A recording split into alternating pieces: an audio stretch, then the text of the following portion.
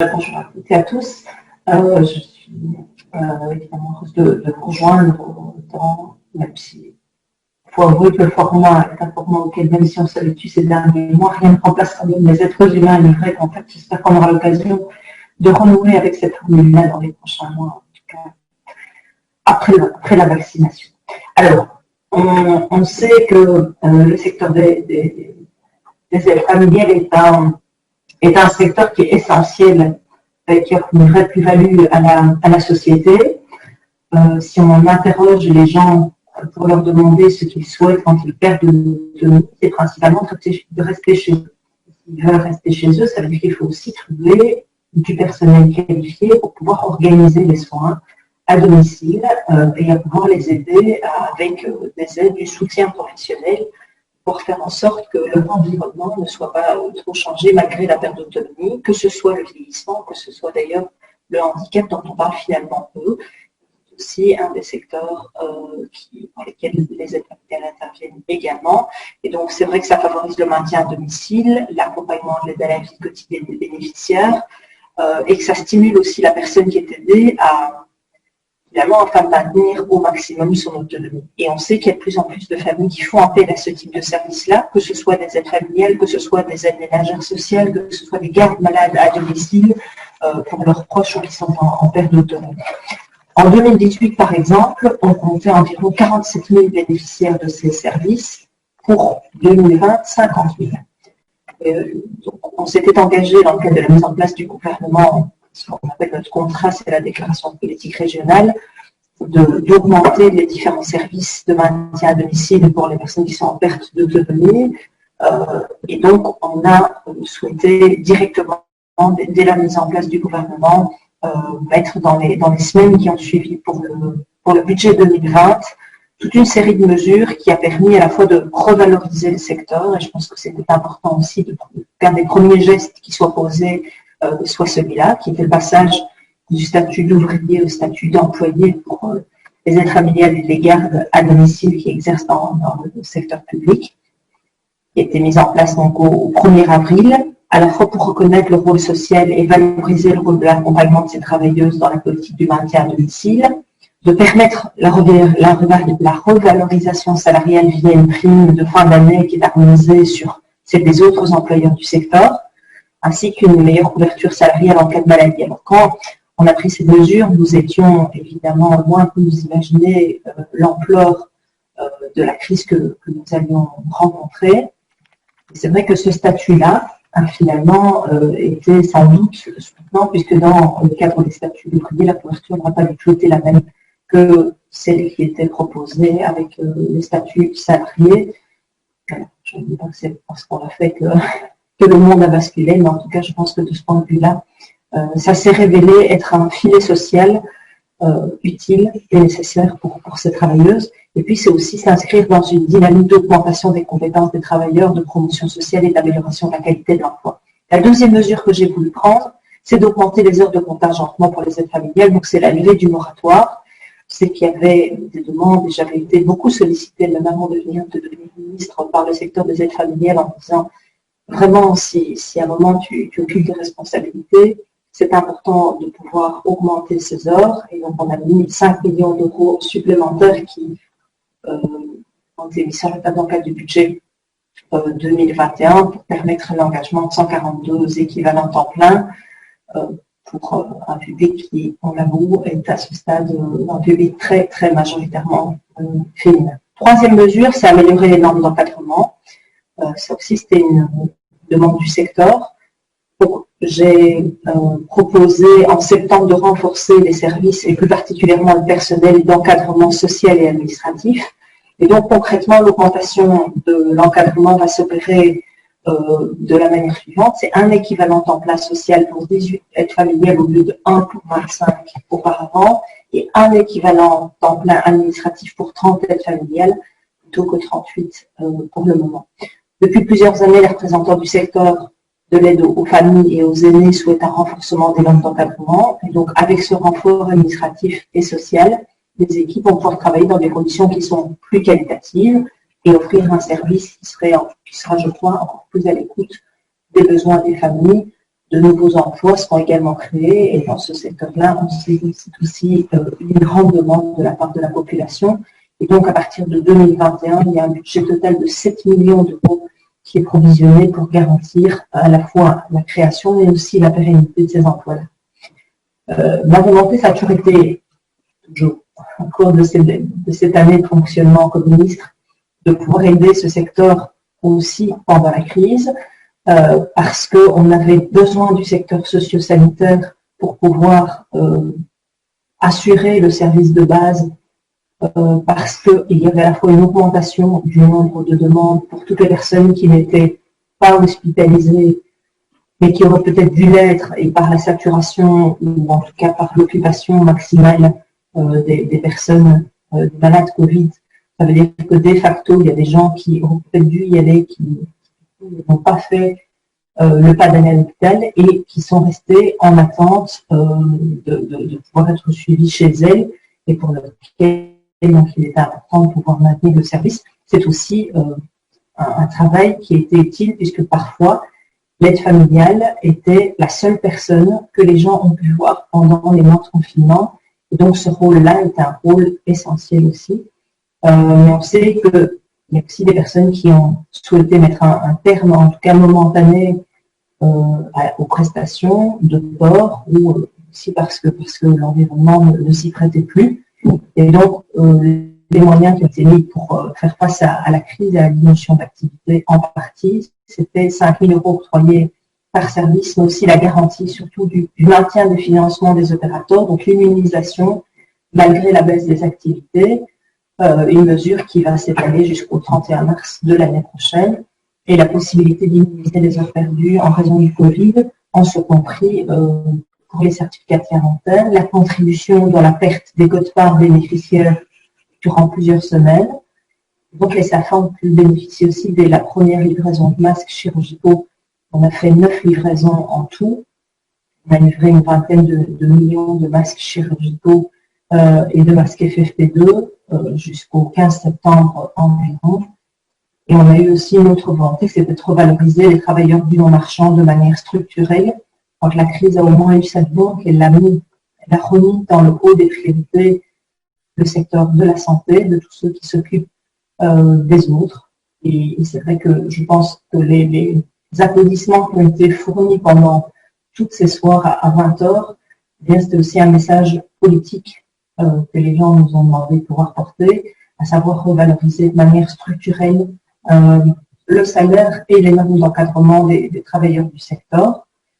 Et donc, dans l'accord non marchand, le gouvernement a décidé d'octroyer des moyens qui sont des moyens historiques en faveur du secteur non marchand, principalement dans le secteur socio-sanitaire, avec pour objectif que ces secteurs-là soient soutenus de manière durable, qu'on revalorise le salaire des travailleurs et des travailleuses, mais aussi qu'on travaille à la qualité de l'environnement, c'est-à-dire de voir aussi les normes d'encadrement pour qu'il y ait une pénibilité qui soit moins forte sur les épaules des travailleurs.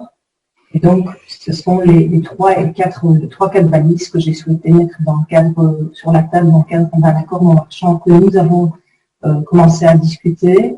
On a fait un travail de cadastre important avec l'administration pour pouvoir faire en sorte que la négociation, quand elle démarre, soit la plus courte possible et qu'on puisse avoir des chiffres qui sont sur la table, qui permettent de ne pas palabrer pendant des mois et des mois. On estime, et ça c'est l'expérience des anciens accords non marchands qui nous montrent que au mieux on a des chiffres qui collent à la réalité, au mieux les engagements qu'on va pouvoir avoir pour cet accord non marchand sont effectifs et les engagements pourront être réalisés.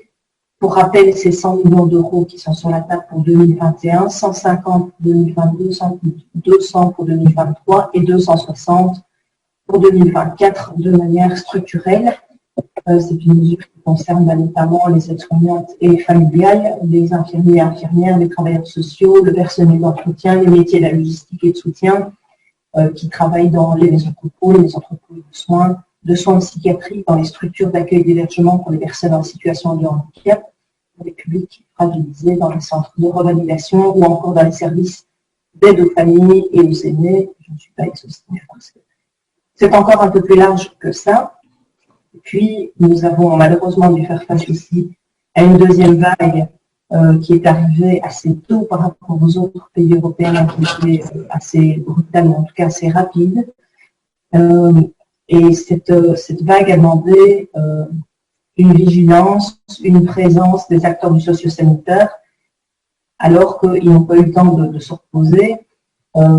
Ça a été une période extrêmement compliquée, extrêmement intense ces 9 derniers mois, et donc à côté des moyens structurels, on a souhaité remettre encore des moyens exceptionnels sur la table. J'avais discuté avec les organisations syndicales pour voir la formule qu'ils préféraient, soit mettre ces moyens-là dans l'accord en marchand en plus, ou bien une prime exceptionnelle. L'avantage de la prime exceptionnelle étant qu'elle sera versée très rapidement en décembre ou en janvier maximum. Et donc on a pris les mêmes mesures que le fédéral à l'égard du secteur hospitalier et des infirmiers à domicile pour tous nos secteurs du socio-sanitaire, donc c'est 985 € bruts par équivalent temps plein pour tous les travailleurs. Et donc, on continue évidemment à les soutenir. La crise sanitaire qu'on traverse a remis en avant le rôle essentiel de la première ligne de ces travailleuses, leur a demandé de sans cesse s'adapter pour continuer à agir pour le bien-être des bénéficiaires tout en veillant à assurer leur protection et celle de leurs proches.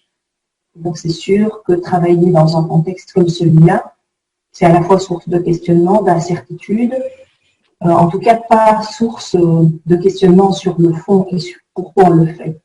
Parce que j'ai vraiment le sentiment des retours que j'ai eus dans le cadre des rencontres de terrain que j'ai pu avoir avec ces travailleuses, que la quête du sens, elle l'avait trouvée, et que je pense que l'utilité sociale et sociétale des aides familiales n'est évidemment plus à démontrer.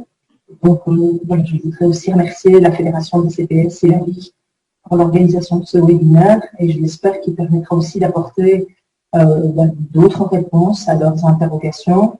Je suis évidemment à votre disposition pour un échange, pour commenter aussi vos pratiques, vos difficultés et pouvoir compléter aussi les dispositifs pour essayer de répondre à cet enjeu de société qui me semble tout à fait primordial. Merci beaucoup. Donc, simplement un bref rappel, la maladie Covid-19, elle est causée par un virus qui s'appelle le SARS-CoV-2. Bon, il y a eu le SARS-CoV-1 il y a quelques années, on va pas s'appesantir là-dessus. Mais sachez que ce SARS-CoV-1, à l'époque, en gros, on avait découvert ou diagnostiqué 8000 cas dans le monde, que 8000 cas, qui s'étaient disséminés dans le monde. Il a fallu 8 mois pour s'en défaire. Donc, vous imaginez aujourd'hui qu'avec le nombre de millions de personnes contaminées de par le monde, le problème est dans une ampleur bien différente et bien plus problématique. Les premiers cas cliniques ont été rapportés en Chine, on l'a tous entendu, à Wuhan, en décembre 2019. Et très vite, ça a pris des proportions gigantesques, puisque le 25 février déjà, il y avait plus de cas rapportés en dehors de la Chine que dans la Chine même. De sorte que finalement, il s'est répandu comme une traînée de poudre et au mois de mars, le 11 mars, l'Organisation mondiale de la santé déclarait l'épidémie comme une pandémie. En l'occurrence, donc c'est une maladie à transmission interhumaine, donc on les transmet d'une personne à l'autre, et il y a des cas de façon significative finalement sur tous les continents, de sorte que le stade ultime, le stade 6 d'épidémie est atteint, et c'est ce qu'on appelle alors une pandémie. Diapositive suivante. Alors c'est un virus qui a un temps d'incubation, c'est-à-dire le temps entre la contamination et le moment où on va faire les symptômes, qui est relativement courte, de 5,2 jours, mais avec des extrêmes qui vont jusque 12 jours, de 2 à 12 jours, 12 jours et demi même, de sorte que on comprend pourquoi, quand on parle d'une quarantaine, de mise en quarantaine, on a défini au départ une période de 14 jours pour être certain que presque tout le monde qui a une quarantaine de 14 jours aura développé les symptômes s'il doit les développer durant cette période où il peut potentiellement contaminer autrui. Diapositive suivante. Alors, le mode de transmission est illustré ici. Donc, au départ, on a bien compris que ça se transmettait essentiellement par les gouttelettes qui sont symbolisées par les points rouges ici. Et vous voyez que ces gouttelettes, elles sont propulsées essentiellement lorsque l'on va parler, et ils peuvent se déposer dans un rayon de 1 mètre, 1 mètre un peu plus, et se déposer sur les surfaces. Et tout de suite, on comprend l'intérêt du port du masque pour empêcher d'abord que ça sorte de la bouche ou du nez, et également que la personne en face de vous ne le respire éventuellement ou l'est au niveau des yeux ou au niveau des yeux avec le masque non, mais en tout cas au niveau du nez et au niveau de la bouche. Et puis on voit aussi au niveau des surfaces que eh bien les gouttelettes vont se diffuser sur les surfaces. Et donc, on va transmettre le virus comme ça par l'usage des mains, qu'on va ensuite porter, se frotter les yeux, le porter au niveau du nez, etc., du visage. Donc, importance également ici de lavage des mains fréquent.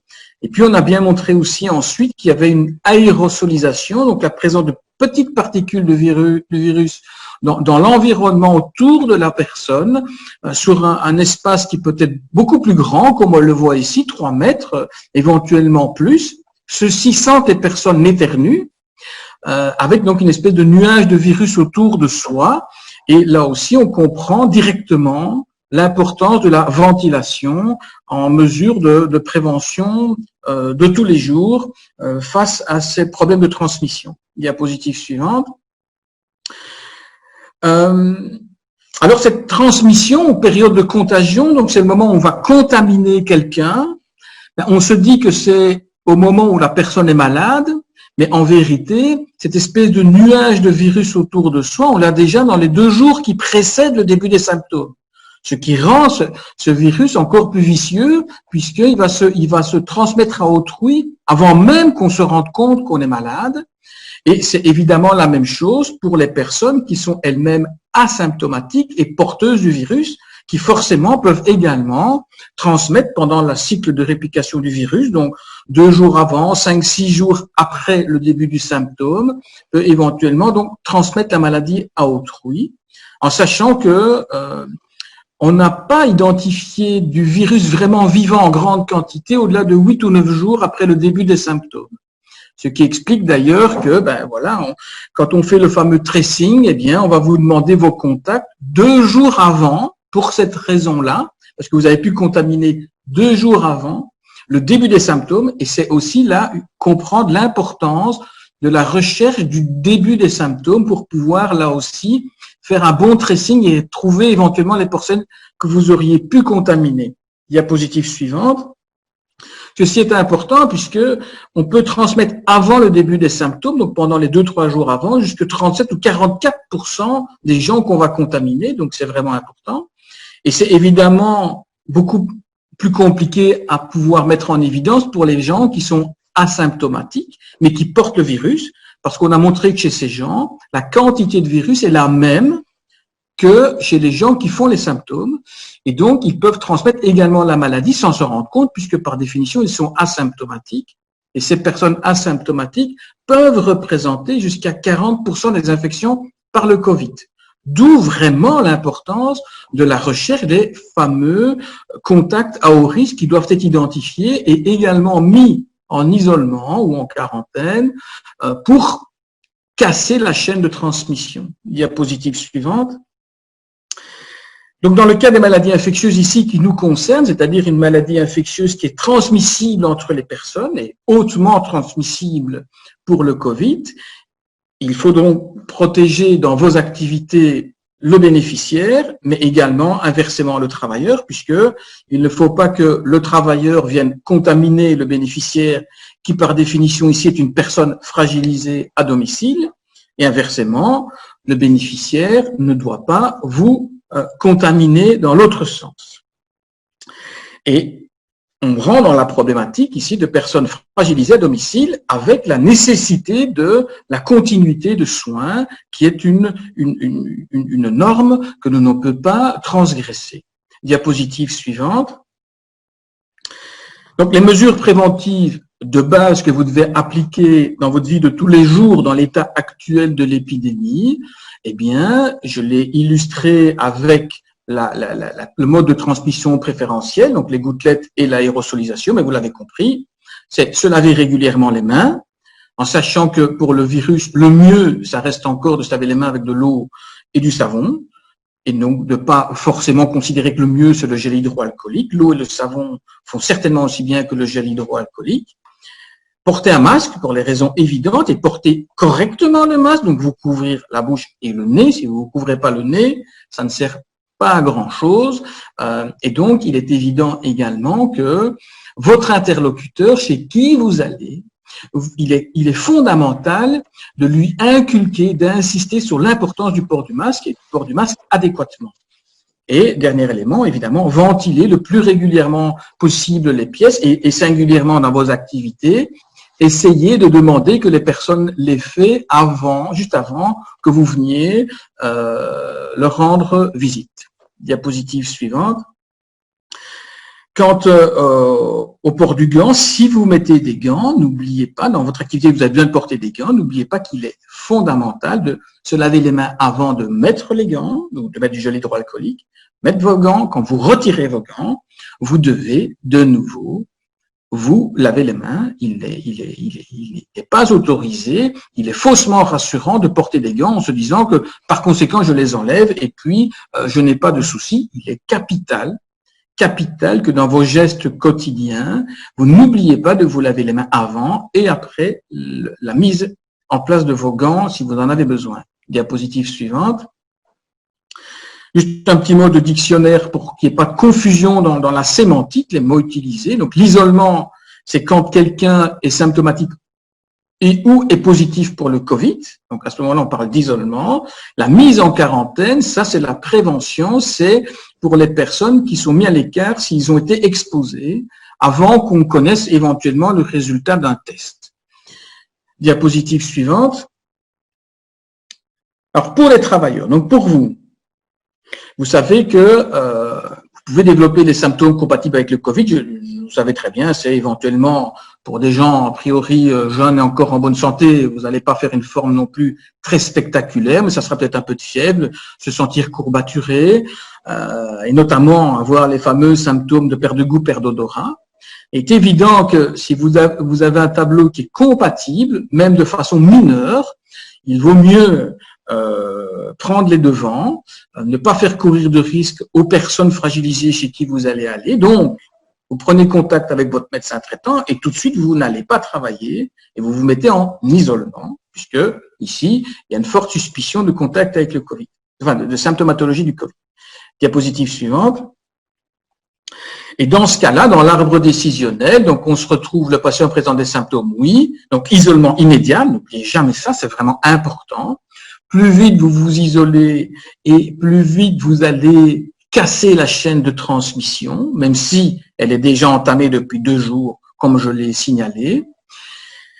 Si le test est positif, vous serez mis en isolement, donc dans ce cas-là, vous aurez un certificat de maladie, et vous serez mis en isolement pour une période minimum de 7 jours, dont 3 jours sans symptômes. Donc ça, c'est important de respecter cette définition. Même si vous vous sentez bien après 48-72 heures, il est important de respecter cette période minimum, et notamment puisque je vous ai dit que par rapport au début des symptômes, vous allez excréter du virus vivant potentiellement transmissible à autrui jusqu'à 7, 8, 9 jours maximum. Donc,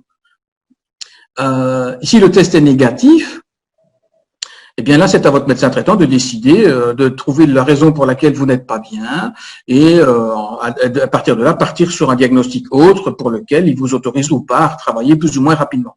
Diapositive suivante. Donc, l'isolement, donc vous avez vu que c'est le minimum 7 jours ici en Belgique, en sachant que les normes européennes, les normes américaines et les normes de l'OMS préconisent plutôt 10 jours.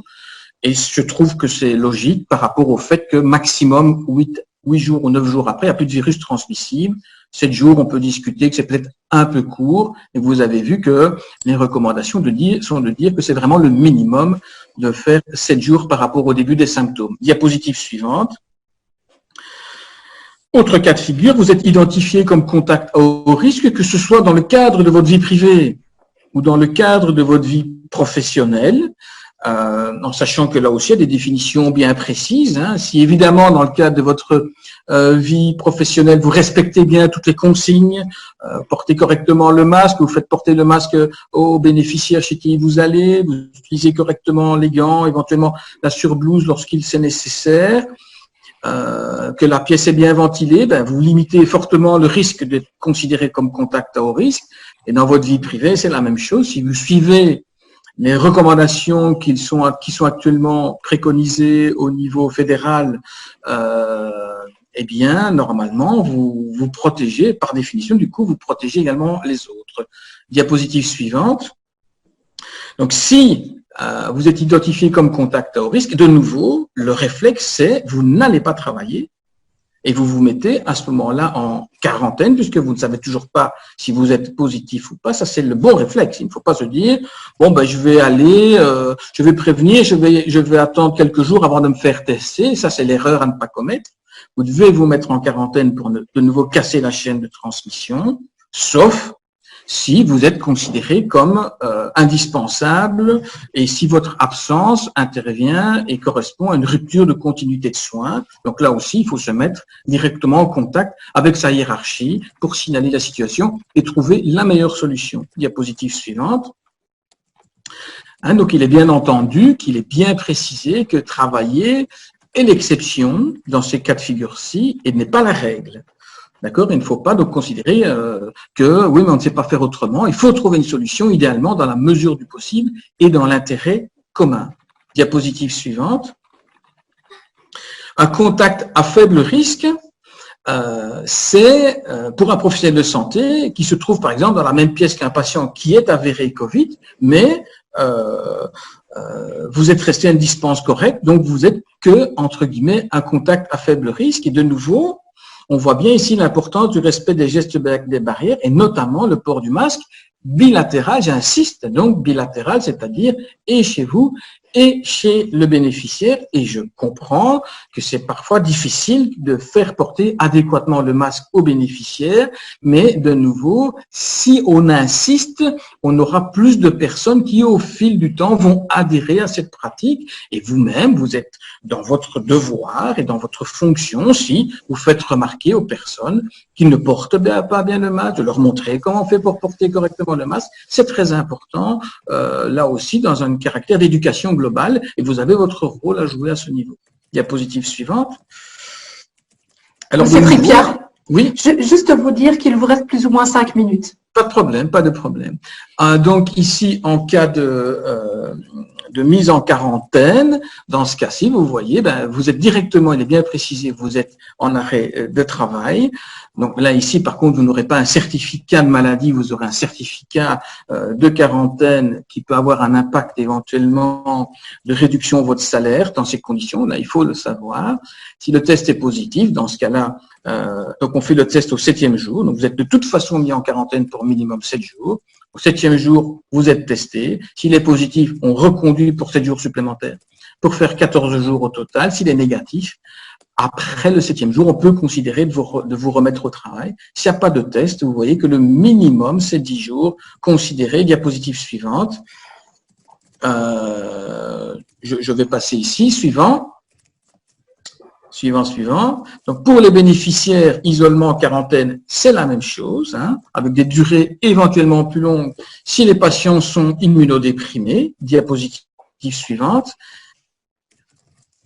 Et maintenant, vous devez aller chez un bénéficiaire en isolement ou en quarantaine. Ben, de nouveau, il est bien précisé, vous n'y allez que si c'est indispensable. Vous planifiez les visites dans la mesure du possible en fin de journée. Et de nouveau, vous respectez les gestes barrières clés. Il faut que les deux personnes portent un masque, idéalement un masque chirurgical et pour vous et pour le patient. Vous devez utiliser des gants s'il y a contact, évidemment, avec les personnes, avec l'importance de vous laver les mains avant et après l'usage des gants. Diapositive suivante. Vous portez un tablier de protection avec ici des manches longues si vous devez avoir un contact physique et singulièrement, donc, les indications principales, c'est l'aide à la toilette, le change de protection, c'est donner à manger, ça c'est important parce qu'il peut y avoir un moment des tours, des projections alimentaires, hein, éventuellement une aide au déplacement. Je pense que c'est probablement mieux d'utiliser le tablier de protection.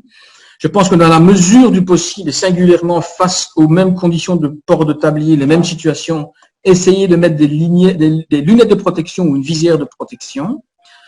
Et éventuellement aussi le port d'une charlotte, donc qui protège vos cheveux, c'est à discuter, mais je pense que si on peut le faire, je crois que c'est mieux. Et l'importance, évidemment, de vous laver les mains et singulièrement après avoir terminé vos activités. Diapositive suivante. De retour à la maison, s'il vous plaît, l'idéal, vous vous déshabillez complètement et vous allez prendre une douche, ça c'est le mieux. Ne circulez pas avec vos chaussures de travail, et bien une paire de chaussures pour le boulot, et ne circulez pas dans la maison avec. Lavez-vous les mains dès que vous rentrez, nettoyez vos vêtements de travail, idéalement tous les jours à 60 degrés, prenez une douche rapidement, et si par exemple il n'y a pas eu de port de charlotte et que vous avez effectivement été en contact avec quelqu'un Covid chez qui vous avez fait des soins rapprochés, il est, je pense, vraiment utile de bien vous laver les cheveux. Diapositive suivante. Quant à la gestion des équipements de protection individuelle, puisque ce sera peut-être une question que vous vous posez, c'est un peu un souci parce que finalement, par définition, c'est considéré comme des déchets infectieux et qui ont un risque de contamination. Donc, en principe, ils devraient être éliminés par un système spécifique de déchets. Aujourd'hui, il y a un peu un flou au niveau de la législation à ce sujet. Est-ce qu'on le jette dans la poubelle du patient? Mais là aussi, peut-être qu'après, cette poubelle n'est pas gérée adéquatement par les personnes. On ne sait pas trop ce qui se passe, les personnes âgées, etc. Donc, est-ce que vous devez vous le ramener, vous, sur ces choses-là chez vous? C'est un peu délicat malgré tout. Donc, je pense qu'il y a un flou qui devrait être levé. Ça serait plus simple pour tout le monde, me semble-t-il. Lunettes, visières de protection, comme tout autre matériel médical utilisé, doivent être évidemment désinfectées après chaque utilisation. Et je vais terminer, diapositive suivante, par la conclusion. Donc, plus que jamais, soyez vigilants, vigilantes, soyez solidaires. C'est-à-dire que, évidemment, si vous n'allez pas travailler, c'est les autres qui vont devoir faire le boulot, puisqu'ici, il y a l'histoire de la continuité des soins. Soyez professionnels et donc respectez consciencieusement tous les gestes barrières. Faites-les respecter par autrui. C'est ça, ça doit être incorporé dans votre ABC de votre activité de tous les jours, c'est vraiment super important. Restez informés, puisque vous savez bien qu'il y a des choses qui changent assez régulièrement, mais n'allez pas non plus chercher une information superficielle, fugace, via les réseaux sociaux qui donnent parfois des mauvaises informations. Donc, allez idéalement vers un professionnel de la santé en qui vous avez confiance pour rechercher la bonne information. Bien évidemment, prenez soin de vous et des autres. Merci, j'ai fini. Merci, Monsieur Frippier. Voilà est venu le temps des questions-réponses. Alors, il y a eu quelques questions pendant votre exposé. Il y avait aussi une réaction, je pense que plusieurs partagent, qui est de dire finalement, c'est de la théorie et que sur le terrain, c'est vraiment compliqué d'être face au bénéficiaire qui n'a pas toujours conscience du danger et ou parfois qui a conscience du danger, mais quelqu'un sonne à la porte, n'a pas de masque, etc. Et donc voilà, je pense que c'est important de le dire. Les travailleurs qui sont sur le terrain sont vraiment face à de très grosses difficultés. J'entends ça. Je pense que de nouveau, ce qui est important, c'est de rester sur un canevas de base vis-à-vis duquel on essaye de ne pas changer, et puis on s'adapte, évidemment, plus que jamais, vous êtes à toujours des situations différentes. Les maisons sont différentes, les gens sont différents, il y a des étages, pas d'étages, des escaliers, des éviers tout proches, pas proches, tout ça est compliqué. Mais de nouveau, essayez de toujours avoir tous ces éléments de base à disposition et le respect des éléments du contact, du toucher et la transmission qui doit être réduit dans la mesure du possible, au mieux, mais de nouveau, agissez en tant que professionnel. Pas de place à l'improvisation sur base simple. Donc, le lavage des mains, le port du masque, il n'y a pas d'improvisation par rapport à ça. Réfléchissez à la manière dont vous posez vos actes de façon simple, systématique, toujours faire la même chose. C'est le meilleur conseil que je puisse vous donner. Et bien sûr, sur le terrain, c'est toujours très compliqué. Merci. Alors, il y a une question, je ne sais pas si vous avez la réponse. Ça concerne le vaccin. Et donc, la question est la suivante. Le vaccin sera-t-il obligatoire, première chose, et qu'en est-il des personnes qui sont allergiques à ce vaccin? Que vont-elles faire sur le terrain? Mais disons que en ce qui concerne l'obligation, c'est clair qu'il n'y a pas de vaccin, le vaccin n'est pas obligatoire, donc ça voilà, ça restera sur base strictement volontaire. Il est évident que pour avoir cette fameuse immunité collective, il est impératif que plus de 70% de l'ensemble de la population soit vaccinée. Donc une fois de plus, et nous qui sommes au contact avec les personnes fragilisées, vous comme moi, eh bien, nous nous ferons vacciner essentiellement pour les autres, donc par ce qu'on appelle de l'altruisme essentiellement, mais aussi pour protéger malgré tout notre propre entourage. Bien sûr, ce sont surtout les personnes âgées, fragilisées, qui font le Covid et qui en ont les complications les plus graves. Et vous connaissez tous, à un moment donné, quelqu'un qui vous a dit qu'il connaissait une personne de 30 ans ou 40 ans en pleine forme et qui est malheureusement été quand même aux soins intensifs et a fait des complications graves ou est décédé du Covid. Nous sommes tous, par rapport à ça, on ne sait jamais qui on est par rapport à la maladie. Donc, pour les allergies, après, de nouveau, je ne sais pas vous dire qui va être allergique, puisque de toute façon, le vaccin n'a pas été lancé. Donc, on ne peut pas anticiper en disant je suis allergique au vaccin qu'on n'a pas encore reçu, évidemment. Hein. Donc, je pense que de toute façon, dans l'absolu, la vaccination de base, il y a très peu de personnes qui sont supposées être allergiques dans l'absolu. Hein. Donc ici, les personnes qui évoqueront une allergie me paraissent déjà d'emblée être une frange excessivement marginale de l'ensemble de la population. Ok, merci. Il y a beaucoup de questions en fait sur le corona, mais je pense qu'ils sont plus destinés à la VIC et donc on y répondra tout à l'heure. Je vais peut-être prendre juste une dernière question qui concerne le tracing. Et donc, oui. Qui pose question parce que la personne qui écrit cette question dit « mais le tracing, ça ne fonctionne pas ». Alors, comment est-ce que finalement ça fonctionne et au niveau de la déontologie, qu'en est-il? Ça ne fonctionne pas. De nouveau, au niveau de la déontologie, je pense qu'il n'y a pas de problème au point de vue déontologique en soi dans la démarche telle qu'elle est structurée. Maintenant, le tracing ne marche pas suffisamment bien, je suis d'accord. Il faut le reconnaître. En Belgique aujourd'hui, il y a toute une série de problèmes, et notamment le fait que quand une personne est considérée est testée positive pour le Covid, en moyenne, on trouve 3 ou 4 personnes via le tracing. D'accord? On identifie 3 ou 4 personnes à haut risque et on prend toujours en opposition les modèles exemplaires des pays asiatiques. Eh bien, dans les pays asiatiques, lorsqu'on fait un tracing, on peut remonter jusque 20 ou 30 personnes. Parce qu'ils remontent la filière le plus haut possible. Tandis que nous, généralement, on parvient juste à avoir le cercle le plus proche. Donc, voilà. Mais mettre en place un système similaire à un système asiatique, et notamment, par exemple, le système japonais, ça a été calculé, il faudrait 2500 personnes au niveau national qui s'occupent exclusivement du tracing, avec une formation spécifique, dont 800 infirmières spécialisées dans le tracing pour pouvoir aller notamment sur place faire les enquêtes en détail, etc. Et donc, voilà une des différences importantes. Vous voyez, on fait avec les moyens que nous avons, on pourra forcément faire mieux, et c'est sûr que le tracing aujourd'hui ne nous permet pas de remonter suffisamment à la source. Maintenant, il y a des équipes qui vont être renforcées au sein de la VIC pour singulièrement faire cette fonction. C'est pas Brigitte qui va me dire le contraire. Est-ce que ça sera suffisant? L'avenir nous le dira. Mais moins il y a du virus qui circule, et plus on pourra faire du tracing de qualité. En vérité, on a été débordé par l'ampleur du problème, où là aussi, même si on met beaucoup de monde, on n'a pas assez de monde. Par contre, si le virus se met à circuler de façon beaucoup plus restreinte, on pourra vraiment, à chaque cas, faire la vraie enquête pour remonter jusqu'à ce que on remonte à l'endroit où il y a une source potentielle de contamination.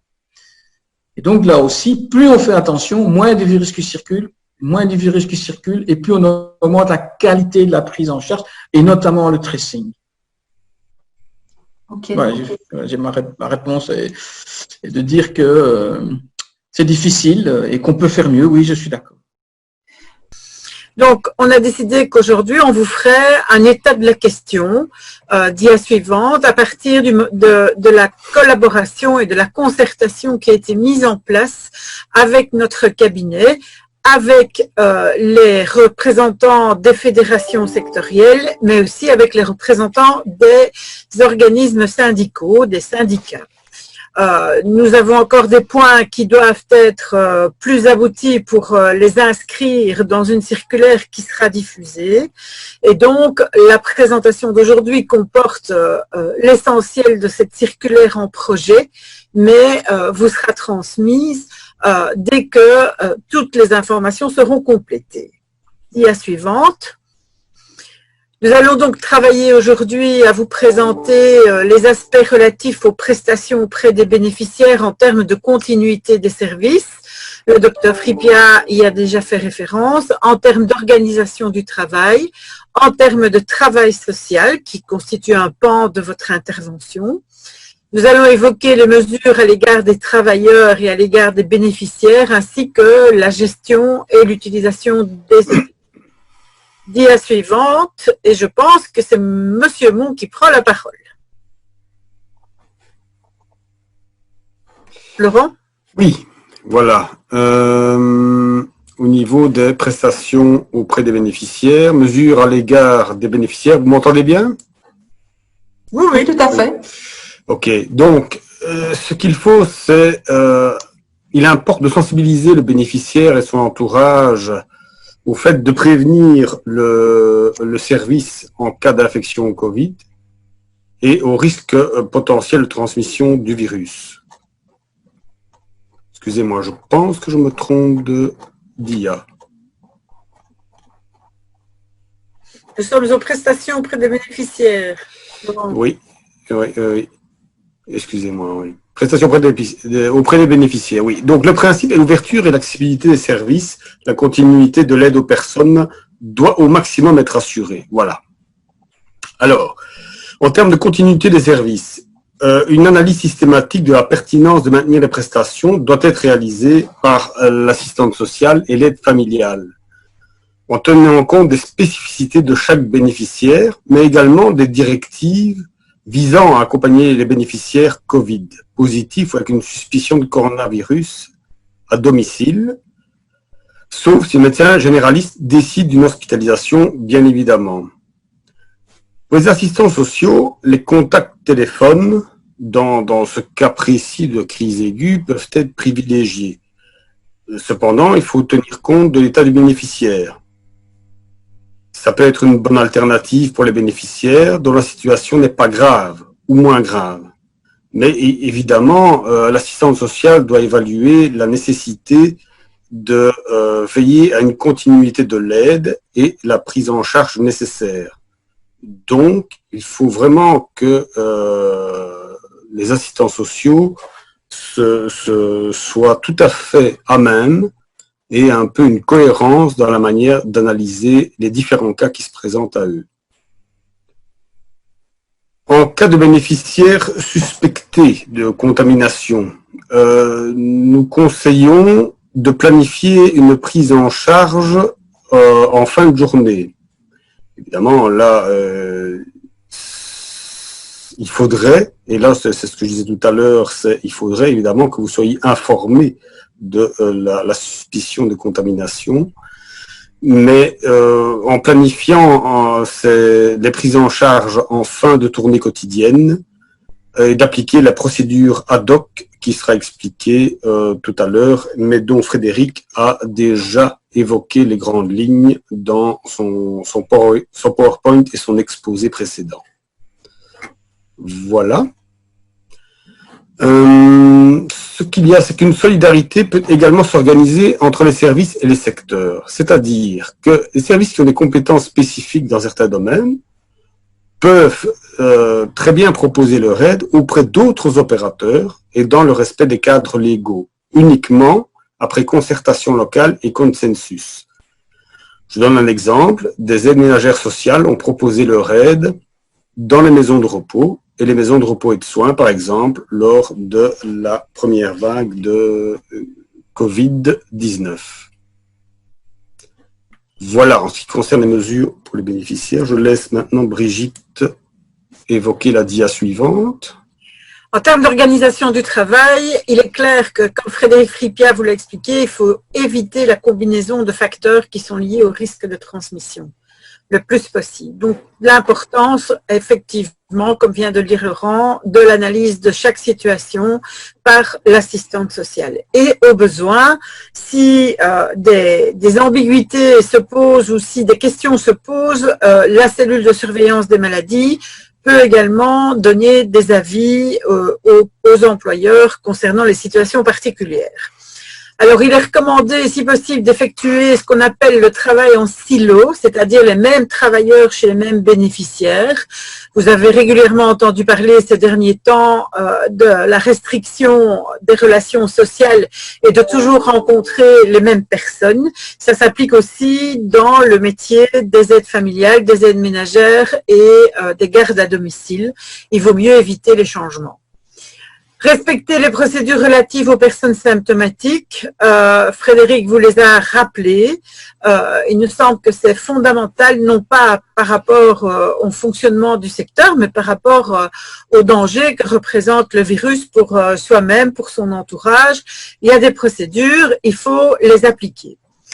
Lors d'une reprise d'aide chez un bénéficiaire, l'assistant social reprendra contact également avant le retour du travailleur au domicile. C'est le cas, par exemple, après une hospitalisation pour avoir une information claire de la situation de la personne qui revient de cette hospitalisation. Toute nouvelle demande devra faire l'objet d'une visite, comme d'habitude, mais avec le matériel de protection adéquat et certainement une communication téléphonique préalable pour voir quelle est la situation sur le terrain. Enfin, s'il y a des personnes, et ça on nous le rappelle souvent, qui sont non professionnelles au sein du domicile, on pense par exemple à l'extension du télétravail pour l'entourage de la personne aidée, l'aide familiale doit les inviter à sortir du domicile ou à changer de pièce de manière à réduire le nombre de personnes dans une pièce et toujours bien veiller à l'aération de cette pièce. Alors, si ça pose problème, s'il y a des refus de personnes non professionnelles qui restent au domicile, il est clair que l'aide familiale, la garde à domicile ou l'aide ménagère sociale doivent remonter la situation au travailleur social de manière à ce que celui-ci puisse entrer en jeu et voir comment remédier à cette situation de la meilleure façon. Dia suivante, et je cède la parole à Laurent. Merci. La dia suivante, là, on évoque plus particulièrement les sorties avec le bénéficiaire. Et là, il y a deux aspects. Il y a l'aspect global, dans lequel le service continue à faire analyser les demandes de sortie au cas par cas. Il faut voir évidemment le côté essentiel de la sortie du bénéficiaire et la situation dans laquelle il se trouve.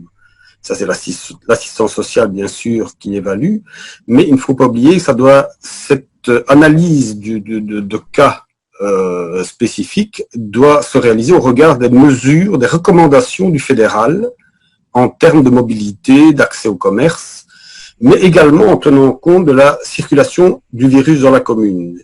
Et là, nous vous transmettrons un lien que vous pouvez aller consulter sur le site de Cienzano pour identifier la situation de chaque commune à cet égard. Hormis ces considérations plus générales, il y a l'aspect pratique de l'utilisation du véhicule personnel des travailleurs. Elle est bien sûr autorisée si le travailleur l'accepte et si les mesures de prévention, masque, distanciation et d'hygiène, protection ou désinfection sont respectées. Les procédures relatives à l'utilisation du véhicule personnel doivent être définies en service, toujours sur la base des recommandations des conseillers en prévention et conformément, on ne le répétera jamais assez, aux procédures de Cienzano. Dans le contexte de l'épidémie, le temps de désinfection du véhicule privé, c'est une question qui a été régulièrement posée, sera comptabilisé dans le temps de la prestation prévue auprès du bénéficiaire et à charge du financement de la VIC. Les sorties pour la mobilisation des bénéficiaires, c'est-à-dire les promenades, peuvent éventuellement se faire à condition, encore une fois, comme précédemment dans le cas de l'utilisation du véhicule, d'assurer les règles de sécurité sanitaire. Et nous rappelons donc les recommandations Cienzano et les décisions du CPPT d'entreprise. Dia suivante. Voilà. En termes de travail social, la volonté est de favoriser la réalisation des activités. On a rappelé que la continuité de service auprès des bénéficiaires était fondamentale pour leur permettre de maintenir leur situation dans les meilleures conditions dans leur domicile. Bien sûr, l'objectif est aussi d'éviter un report de charge de travail sur les mois suivants, voire sur l'année prochaine. Néanmoins, en cas de retard et d'accumulation des visites de révision suite à la crise, les services peuvent donner des priorités selon des règles que nous avons définies donc en collaboration avec les organisations syndicales et les représentants du secteur, à savoir que les révisions dites complexes qui nécessitent vraiment une révision du plan d'aide, par exemple, sont prioritaires. Ça peut être le cas de l'aggravation d'une situation, un couple dont un des membres était pris en charge, l'autre membre du couple a également des problèmes de santé. Il faut absolument qu'on puisse revoir ces situations qu'on appelle complexes. Alors, il y a aussi les révisions pour lesquelles seuls les barèmes doivent être revus. Ces révisions-là peuvent se faire exceptionnellement par téléphone. Nous l'acceptons, nous le tolérons. Il n'y aura pas de difficulté vis-à-vis de l'inspection à cet égard. C'est un travail purement administratif. Alors, les révisions dites simples, qui sont sans modification de plan d'aide ni de barème, bénéficient d'une souplesse exceptionnelle d'1 an à la date anniversaire du dossier. Enfin, la mesure de non-signature du document par le bénéficiaire, donc le F54 ou l'enquête sociale par exemple, eh bien cette mesure est maintenue jusqu'à nouvel ordre de manière à éviter des échanges inutiles. Je pense que maintenant nous avons prévu un temps de questions-réponses et je cède la parole à Adeline Van Hooft. Oui, en effet, il y a des questions. La première, en fait, ce sont 2 questions, mais que je vais rassembler. On a parlé de la continuité des soins tout à l'heure. On parlait aussi des bénéficiaires qui ne voulaient pas mettre de masque. Ici, il y a une dame qui nous dit, mais que fait-on face à un bénéficiaire qui, malgré les rappels de l'AF, du travailleur social et de la direction par écrit, ne veut toujours pas mettre son masque? Que peut-on faire? Et la deuxième question, finalement, c'est l'AF, l'aide familiale, est-elle obligée de se rendre sur place? Pour la première question, je pense que si la personne, malgré tous les rappels, malgré de l'aide familiale et du travailleur social, ne se conforme pas aux contraintes liées à la pandémie, je pense qu'il faut lui expliquer que ça ne sera plus possible de lui donner l'aide dans ces conditions. Donc l'objectif que nous avons, c'est toujours de privilégier le dialogue, mais si la sécurité du travailleur est mise en danger, je pense que le devoir de l'employeur, c'est de veiller à la sécurité de son travailleur. Alors, l'autre volet concernait? Mais donc, c'était simplement que faire face à un bénéficiaire qui ne... Voilà, donc, je pense que tu y as répondu. Maintenant, on a aussi une question qui concerne le masque. Qu'en est-il du ravitaillement en masque? Y en aura-t-il? Si oui, selon quelle modalité? Et sinon, que faire? Comment procéder?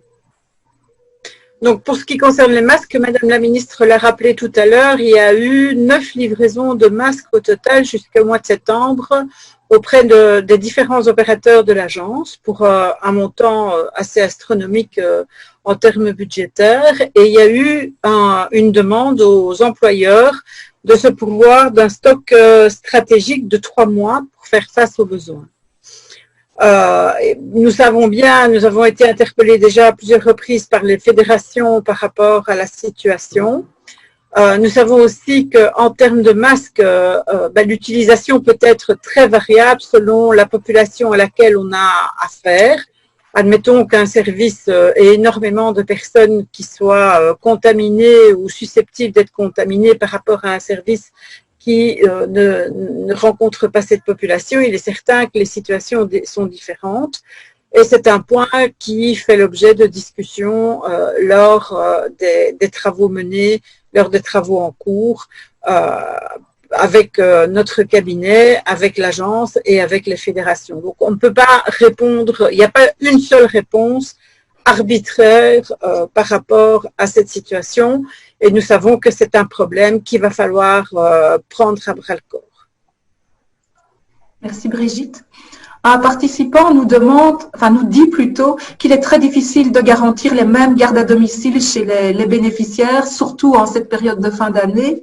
Et cette personne se demande que faire, surtout lorsque le bénéficiaire est prioritaire. Ça, c'est vraiment une question d'organisation. Je ne sais pas si Laurent peut compléter ce que je vais dire, d'organisation du service, de faire au mieux. Mais en tout cas, il faut éviter de changer de garde à domicile tous les jours, par exemple. Donc, ce qu'on propose, c'est une recommandation. Maintenant, à l'impossible, nul n'est tenu, évidemment. Et donc, il faudra veiller que cette garde à domicile qui change régulièrement soit vraiment bien équipée pour éviter la contamination, surtout si elle va chez un patient qui présente des symptômes ou qui a été testé positif. Merci. Nous avons aussi une question sur la politique de testing par rapport au secteur de l'aide à la famille. Voilà, qu'est-il prévu? Mais la politique de testing, le testing, il est généralisé pour l'ensemble de la population et depuis le 23 novembre, on teste les symptomatiques, ça on le faisait déjà avant, mais aussi les asymptomatiques qui ont été en contact étroit. Être en contact étroit, c'est être à moins d'1,50 m sans masque pendant plus de 15 minutes près d'une personne qui est considérée comme contaminée, comme malade ou malade. Et donc, ces personnes peuvent se rendre, sont en principe, si elles sont contactées par le call center et peuvent se faire tester auprès d'un centre de testing. Donc, la stratégie pour le moment, c'est une stratégie générale et non plus une stratégie par rapport à des secteurs, sauf en ce qui concerne les maisons de repos, puisque comme vous le savez probablement, c'est le secteur qui a été le plus touché par le Covid et lors de la première vague et lors de la deuxième vague. Et là, nous avons actuellement un process de test salivaire avec l'Université de Liège, qui est en cours pour ce secteur-là. Mais je peux vous dire que dans les derniers chiffres du testing qui concernent nos secteurs, et c'est corroboré par les données de l'ONSS, le taux de contamination dans les professionnels de soins au sens large, il est peu élevé. Hein, il est autour de, ça dépend des jours évidemment, de 1,20, 1,30, 1,40%. Donc, ça signifie quand même que les travailleurs sont bien conscients des mesures à prendre par rapport à au risque. Et pour rajouter juste un commentaire, Brigitte, c'est que, oui. En fait, en milieu hospitalier, actuellement, on teste tout le monde qui arrive à l'hôpital. Donc, si vous venez pour une jambe cassée, vous serez quand même aussi testé pour le Covid. Et on voit qu'on est de nouveau retombé à un taux de positivité qui est excessivement bas, largement inférieur même à 1%. Et on se repose la question, là aussi, de continuer à faire du testing systématique, puisque alors on teste beaucoup de gens pour pas grand-chose. Donc là aussi, c'est plutôt rassurant. Et la question évidemment peut être posée, pourquoi est-ce que je ne suis pas testé régulièrement moi-même en tant que travailleur exposé? Est-ce que vous accepterez d'avoir un test toutes les semaines ou 2 fois par semaine systématiquement? Vous voyez que ce sont des contraintes malgré tout non négligeables. Donc, il faut aussi se rendre compte ce que ça veut dire, quoi, de subir un testing pour que ça fasse sens. Si c'est pour faire un test momentané, ça n'a pas beaucoup de sens. Hein. Et puis, on rappellera aussi qu'un test effectué un jour, vous avez des activités pendant la journée, dans la même journée ou le lendemain, vous pouvez être testé positif alors que la veille, vous étiez négatif. Qu'il faut vraiment intégrer tout ça, c'est pas... Évidemment, si dans un monde parfait, je ne sais même pas si c'est un monde parfait, tester tout le monde tous les jours, je ne suis même pas sûr que ce soit non plus la panacée. Puis en pratique, c'est pas réaliste. Hein. Mais on voit le cas de l'Allemagne. Hein. L'Allemagne a testé massivement à la première vague. Ça ne l'a pas empêché d'arriver à la deuxième vague. Hein. Oui, enfin, elle est quand même dans une ampleur différente de chez nous. Ouais, il faut quand même, on est à l'épicentre quand même du problème, mais donc, tester massivement n'est pas forcément l'évidence. Je pense que pour moi, la clé, c'est de respecter, notamment dès qu'on est suspect ou quoi, c'est surtout se mettre en quarantaine ou en isolement et respecter ça adéquatement. C'est la clé pour casser la chaîne aussi. Très, très important. Et de respecter les durées lorsque vous êtes dans ces situations-là, c'est vraiment fondamental. Merci. Oui. Je vais vous inviter, Brigitte et Laurent, à continuer la présentation. Voilà. Nous abordons ici les mesures à l'égard des travailleurs. On l'a dit, on l'a répété, on ne le dira jamais assez, et nous savons qu'en tant qu'employeur, les services le font. L'évolution des mesures doit être suivie sur le site de Cienzano afin de prendre en considération tous les changements. De même que vous avez un portail sur le site de la VIC qui a été complètement revu à un moment de la crise après la première vague pour retrouver pour les professionnels toutes les recommandations, toutes les circulaires. Il est possible d'utiliser des mots-clés de manière à avoir rapidement accès à toute l'information. Alors, nous rappelons que la procédure pour les contacts est sur le site de Cienzano et vous avez ici la référence. De même pour la définition des cas, donc le cas index, les contacts à haut risque. Nous avons une page sur le testing et le tracing et vous avez une adresse, comme je l'ai dit tout à l'heure, à laquelle poser des questions beaucoup plus pointues sur la surveillance donc, de la maladie, de l'évolution de l'épidémie. Il y aura encore des évolutions en ce qui concerne la vaccination, parce qu'on ne l'a pas mis dans le PowerPoint, mais c'est certain que notre portail va permettre d'accéder à toutes les informations utiles dans les toutes prochaines semaines. Dia suivante pour Laurent. Voilà, donc ce sont les mesures à l'égard des bénéficiaires.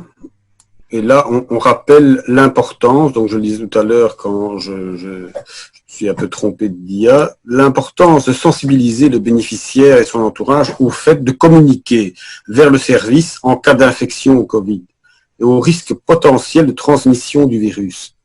Rappelez que c'est un enjeu de santé publique. Nous sommes bien conscients que le public avec lequel nous travaillons n'est pas toujours réceptif et ce n'est pas péjoratif de le dire, hein, c'est parfois des personnes en difficulté évidemment ou des personnes fort âgées, mais il est important de leur faire comprendre en tout cas avec des mots appropriés que c'est un enjeu de santé publique. Si le bénéficiaire développe des symptômes suspects d'infection, il est demandé à ce bénéficiaire ou en tout cas à la famille éventuellement d'entrer immédiatement en contact avec le médecin traitant qui prendra les mesures qu'il estime nécessaires et de prévenir immédiatement, donc comme je l'ai dit, le service d'aide à domicile. Donc il y a un effort probablement de communication à faire envers les bénéficiaires. S'il est réellement positif au Covid-19, l'attitude à adopter est la suivante. Le travailleur avec l'assistante sociale doit évaluer si les aides sont indispensables ou si elles peuvent être reportées. Éventuellement, voir si la nécessité de l'aide doit être discutée avec le médecin généraliste et ou l'infirmier à domicile, l'assistant social, 7 jours sur 7. Enfin, si on estime qu'une aide est indispensable, le prestataire doit porter les protections adéquates. Et là, je reviens à ce que Frédéric Fripia a évoqué dans son exposé sur la panoplie de pays, et on en reparlera tout à l'heure à la fin de notre exposé également, puisque c'est quelque chose que l'on rappelle régulièrement et qui est d'une importance capitale dans le cadre du fonctionnement avec des personnes contaminées au virus Covid. Voilà, je laisse Brigitte évoquer la dia suivante. Donc, les mesures à l'égard des bénéficiaires si la visite est indispensable. Il faut la planifier à la fin de la journée.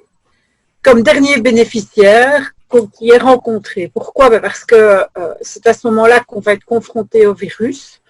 Il faut se tenir au maximum éloigné du bénéficiaire. S'il n'en a pas, donner un masque chirurgical au bénéficiaire qu'il devra porter dès que le travailleur commence son service à son domicile. Donc, il faudra au préalable prévenir ce bénéficiaire qu'il faut qu'il dispose d'un masque chirurgical si l'aide familiale doit venir chez lui au préalable. porter le masque, les chirurgicales, les gants si c'est nécessaire, ainsi que la surblouse durant la prestation. Il convient, et Frédéric l'a dit abondamment, de se laver les mains avant et après la prestation avec du savon ou d'utiliser une solution dite hydroalcoolique.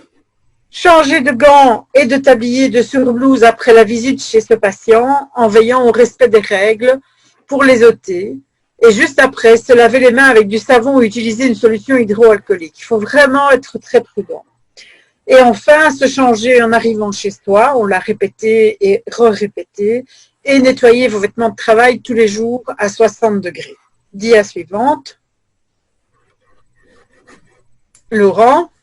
Oui, donc ici, comme je le disais tout à l'heure, on évoque clairement l'utilisation de l'équipement de protection individuelle. Bon, je rappelle encore une fois, mais nous l'avons dit plusieurs fois dans ce webinaire, qu'il est demandé au service de disposer d'un stock suffisant de matériel de protection individuelle, permettant d'avoir en continu 3 mois de réserve devant soi, et pour l'ensemble des travailleurs. Donc ça, c'est le cadre de départ. Le port du masque est évidemment obligatoire lors des prestations, c'est le minimum, au domicile des bénéficiaires, et pour tout déplacement au sein des bureaux du service d'aide à domicile. Ensuite, il est demandé au service de disposer de masques chirurgicaux, évidemment en quantité suffisante pour l'ensemble du personnel du service. Le travailleur doit porter un masque pour chaque visite chez un bénéficiaire. Si un masque chirurgical n'est pas disponible, il peut exceptionnellement être remplacé par un masque en tissu, excepté s'il s'agit de la prise en charge d'un patient confirmé ou possible Covid-19, ou pour des situations ou des actions spécifiques où le port du masque était déjà nécessaire, lors du retour au travail après l'isolement du domicile en raison d'une infection Covid-19, jusqu'à l'expiration complète des symptômes et au moins 14 jours après l'apparition des symptômes. Ce sont les 3 cas où le masque chirurgical est indispensable malgré tout.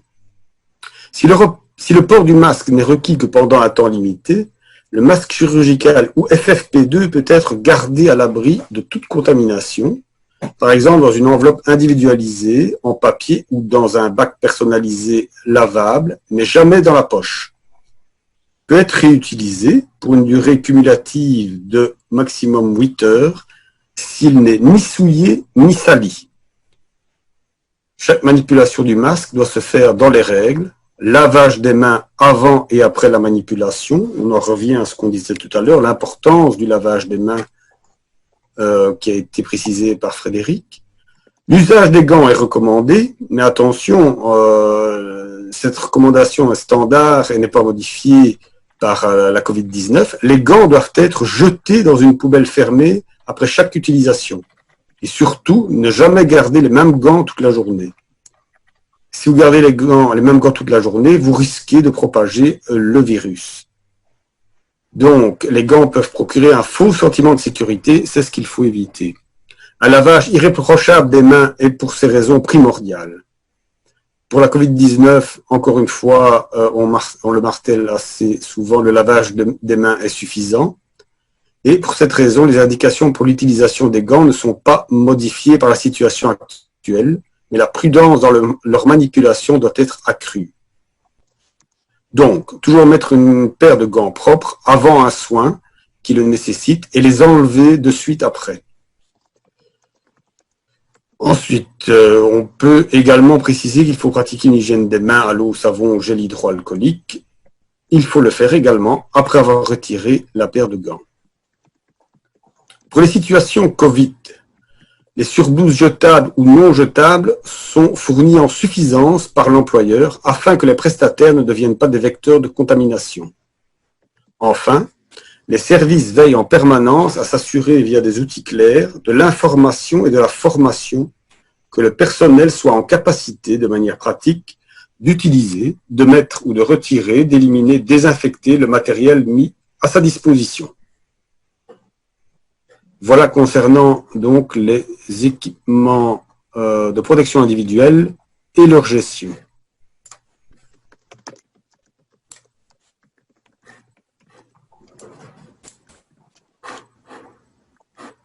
Alors, pour ce qui concerne les questions, en fait, il y en a plus sur les dossiers, on va dire plus politiques, mais j'ai quand même relevé une ou deux questions auxquelles vous pourriez répondre maintenant.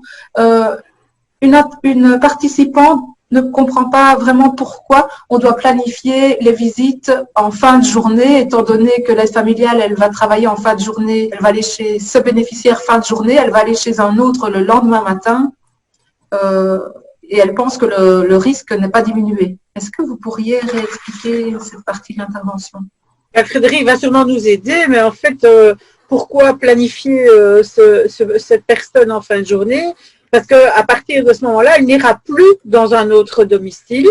Elle rentre chez elle et elle peut à ce moment-là prendre sa douche, changer intégralement de vêtements, etc. Et donc réduire les risques pour elle-même par rapport à une éventuelle contamination, mais aussi pour d'autres, ne pas aller dans d'autres domiciles, éventuellement en transportant le virus. Bonne réponse, Brigitte. Merci Frédéric. D'accord. Voilà. Peut-être une autre question. Ce n'est plus 4 heures les masques chirurgicaux et 8 heures pour les FFP2. C'est un des points qui est justement en suspens. Nous avons sollicité le RAC, donc l'organisme scientifique qui est attaché aux autorités, par rapport à la durée d'utilisation, non pas du FFP2, mais du masque chirurgical, qui est d'usage dans les services. Nous avons eu une réponse qui a nécessité de retourner vers le RAG, et donc nous sommes dans l'attente de la position scientifique pour pouvoir donner une réponse qui soit complète. Ok, juste dire qu'en pratique, à l'hôpital, on porte le masque 8 heures, hein, le masque chirurgical. D'accord? Donc, je pense que le masque chirurgical peut raisonnablement être porté 8 heures, mais on attendra effectivement confirmation. Je pense qu'il n'y a pas de problème avec ce type de masque pour être gardé 8 heures. Ok, merci. Voilà, je pense, pour les questions relatives à votre intervention. Je ne sais pas si on peut passer à d'autres questions. Je pense que la question la plus plébiscitée est celle-ci. Le dossier relatif au barème de la quote-part des bénéficiaires va-t-il être sorti des tiroirs? Ça, c'est une question qui sort du périmètre de la réunion d'aujourd'hui et qui nécessite plutôt une réponse au niveau politique et en dehors de la crise Covid. Je peux vite répondre qu'effectivement, c'est bien un dossier qui est dans les tiroirs. Et j'en avais rediscuté avec Brigitte il n'y a pas si longtemps que ça. Maintenant, on doit s'y remettre. Mais effectivement, ça reste bien dans nos priorités pour 2021. Alors, j'ai peut-être encore une autre petite question de ce type-là. Qu'en est-il des heures de quota imposées, vu qu'elles ne seront pas atteintes pour l'année prochaine?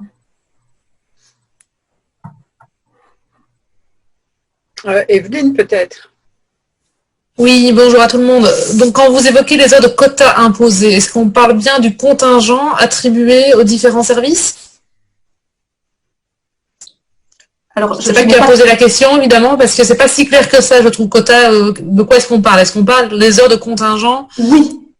C'est bien cela, d'accord. Voilà. Donc concrètement, mais comme chaque année, il y a un contingent d'heures accordé qui est destiné à permettre au SAFA de savoir jusqu'à quel niveau d'heures il pourra bénéficier d'un financement. Dans les faits, si ce contingent n'est pas atteint, le financement est en lien évidemment avec les heures réalisées, tout simplement. Donc il arrive déjà chaque année que certains services n'atteignent pas le contingent, et donc dans ce cas de figure, ce qui est financé, ce sont les heures qui ont été réalisées, et donc il en ira de même si en 2020 toutes les heures n'ont pas été atteintes, et pareil pour 2021. C'est un principe, je vais dire, qui ne change pas en tout cas. Le contingent est un maximum, et s'il n'y a pas toutes les heures qui sont effectuées, il n'y aura évidemment pas non plus le financement global derrière. Est-ce que ça répond à la question?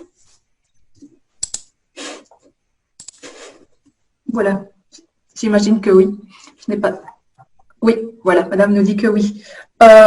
Voilà, sinon il y a quand même d'autres réactions, mais c'est plus des réactions, notamment sur la difficulté du métier, la pénibilité du métier, déjà hors période Covid. Et puis ici, on nous fait savoir, voilà, ça vient rajouter une couche au problème déjà de pénibilité, et il y a le souhait de mettre des modalités en place pour les fins de carrière. Voilà, ça a été soulevé dans les réactions. Sinon, de manière générale, je pense qu'il reste quelques questions auxquelles il n'y a pas eu de réponse. Ce que j'avais dit tout à l'heure, et je le répète, c'est que toutes ces questions vont être gardées et que on va se pencher dessus pour pouvoir y répondre de manière collective et non pas individuelle. Et donc, il y aura l'avis reviendra vers vous et pour le replay et pour les questions. Voilà, pour moi, je pense qu'on a fait le tour, en tout cas en ce qui concerne les questions vraiment qui ont trait au thème d'aujourd'hui. Voilà, pour le reste, il y a d'autres questions qui, voilà, je pense, il n'y a pas eu de réponse, mais elles sont en lien indirect avec le thème du jour. Mais nous en prendrons connaissance, hein, Adeline, et donc nous essayerons de répondre au mieux à toutes les attentes, et si ce type d'organisation est satisfaisant pour les services, nous n'hésiterons pas à recommencer cette initiative pour avoir des échanges avec le secteur et répondre aux questions qui se posent.